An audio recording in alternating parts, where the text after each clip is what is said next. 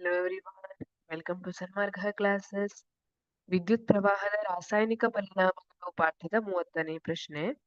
ನೀರಿನ ಮೂಲಕ ವಿದ್ಯುತ್ ಪ್ರವಹಿಸುವುದನ್ನು ತೋರಿಸುವ ಚಿತ್ರ ಬರೆಯಿರಿ ಮತ್ತು ಕೆಳಗಿನ ಭಾಗಗಳನ್ನು ಗುರುತಿಸಿ. ಒಂದನೇದು ಕಾರ್ಬನ್ ದಂಡ, ಎರಡನೇದು ಬ್ಯಾಟರಿ. ಈಗ ನೀರಿನ ಮೂಲಕ ವಿದ್ಯುತ್ ಪ್ರವಹಿಸುವುದನ್ನ ತೋರಿಸುವ ಚಿತ್ರ ಅಂದ್ರೆ ನಮಗೆ ನೀರ್ ಬೇಕು. ನೆನ್ಪಿಟ್ಕೊಳ್ಳಿ, ನೀರನ್ನ ನಾವು ಹಂಗೆ ತಗೊಂಡೋಗಿ ನೆಲದ ಮೇಲೆ ಚೆಲ್ಲಿಕ್ಕೆ ಬರೋದಿಲ್ಲ. ನೀರನ್ನ ಇಡ್ಲಿಕ್ಕೆ ಏನ್ ಬೇಕು? ಒಂದು ಬೀಕರ್ ಬೇಕು. ನಾವು ಪ್ರಯೋಗಾಲಯದಲ್ಲಿ ಮಾಡ್ತಾ ಇದ್ದೀವಿ ಅಂದ್ರೆ ಒಂದು ಬೀಕರ್ ಅಲ್ಲಿ ನೀರ್ ಹಾಕಿ ಇಟ್ಟೆ. ಈಗ ಅದರ ಮೂಲಕ ವಿದ್ಯುತ್ ಹೇಗೆ ಪ್ರವಹಿಸ್ತದೆ ಅಂತ ನಾನು ನೇರವಾಗಿ ತಂತಿ ಇಡ್ಲಿಕ್ಕೆ ಬರುವುದಿಲ್ಲ. ಅದಕ್ಕೆ ಏನ್ ಮಾಡ್ಬೇಕು? ಒಂದು ಬ್ಯಾಟ್ರಿ ಬೇಕು ನಮಗೆ. ಬ್ಯಾಟ್ರಿಯ ಮೂಲಕ ವಿದ್ಯುತ್ ಸರಬರಾಜು ಆಗ್ತದೆ. ಈಗ ಬ್ಯಾಟ್ರಿಯನ್ನ ಇಟ್ಟೆ. ಬ್ಯಾಟ್ರಿಯಿಂದ ನೀರಿಗೆ ಕನೆಕ್ಷನ್ ಬೇಕಲ್ಲ, ಒಂದು ತಂತಿಯ ಮೂಲಕ 2 ವಿದ್ಯುತ್ ವಾಹನಗಳನ್ನ ಅದ್ರೊಳಗೆ ಬೀಕರ್ ಒಳಗೆ ಹಾಕ್ಬೇಕು.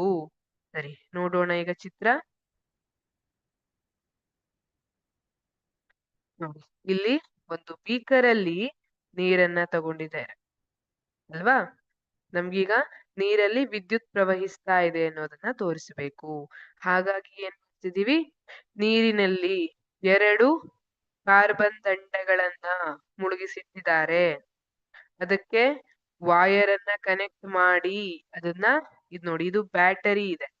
ಇದು ಬ್ಯಾಟರಿ ಉದ್ದ ಗೆರೆ ಬರೆದಿದ್ರೆ ಬ್ಯಾಟರಿಯ ಧನ ತುದಿ, ಇದು ಋಣ ತುದಿ ಅಂತ ಹೇಳ್ತೀವಿ. ಈಗ ಈ ಋಣ ಪಾರ್ಟ್ ಏನಿದೆ ಅಲ್ಲ, ಇಲ್ಲಿಂದ ಇನ್ನೊಂದು ಕಾರ್ಬನ್ ದಂಡಕ್ಕೆ ಕನೆಕ್ಷನ್ ಅನ್ನ ಕೊಡುವಂತದ್ದು. ಈಗ ಸ್ವಿಚ್ ಆನ್ ಮಾಡಿದ್ರೆ, ಬ್ಯಾಟರಿ ಸ್ವಿಚ್ ಆನ್ ಮಾಡಿದ್ರೆ ಏನಾಗ್ತದೆ? ವಿದ್ಯುತ್ ಹರಿಲಿಕ್ಕೆ ಪ್ರಾರಂಭವಾಗ್ತದೆ. ಅವಾಗ ಇಲ್ಲಿ ನೀರಿನಲ್ಲಿ ವಿದ್ಯುತ್ ಹರಿಲಿಕ್ಕೆ ಪ್ರಾರಂಭವಾಗ್ತದೆ. ತಂತಿಯ ಮೂಲಕ ಬಂದಂತಹ ವಿದ್ಯುತ್ ಏನಿದೆ ಅದು ನೀರಿನಲ್ಲಿ ಕೂಡ ಹರಿದು ಒಂದು ಮಂಡಲ ಕಂಪ್ಲೀಟ್ ಆಗಿರ್ತದೆ, ಸರ್ಕ್ಯೂಟ್ ಕಂಪ್ಲೀಟ್ ಆಗ್ತದೆ. ಇಲ್ಲಿ ಗುರುತಿಸ್ಲಿಕ್ಕೆ ಏನೇನ್ ಹೇಳಿದ್ದಾರೆ? ಕಾರ್ಬನ್ ದಂಡ, ಇವೆರಡು ಕಾರ್ಬನ್ ದಂಡಗಳು, ಇದು ಬ್ಯಾಟರಿ. ಈ ರೀತಿಯಾಗಿ ಚಿತ್ರವನ್ನ ಬರೆದು ಗುರುತಿಸುವಂತದ್ದು ಬಹಳ ಸುಲಭ ಇದೆ. ನೀವು ಅರ್ಥ ಮಾಡ್ಕೋಬೇಕು. Thank you.